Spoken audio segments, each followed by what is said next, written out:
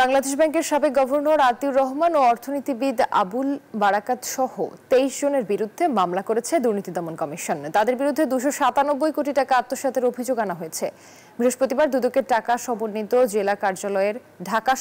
জেলা কার্যালয়ে মামলাটি দায়ের করা হয়, জানিয়েছেন দুদক মহাপরিচালক আক্তার হোসেন। তিনি জানান, ইনটেক্স কোম্পানির নামে জনতা ব্যাংক থেকে বিপুল অর্থ ঋণের নামে আত্মসাৎ করা হয়। তখন ব্যাংকটির চেয়ারম্যান ছিলেন আবুল বারাকাত। এদিকে 11 কোটি 34 লাখ টাকা পাচারের অভিযোগে সাবেক আইজিপি বেনজির আহমেদ এবং তার স্ত্রী ও 2 মেয়ের বিরুদ্ধে মামলা করেছে দুদক।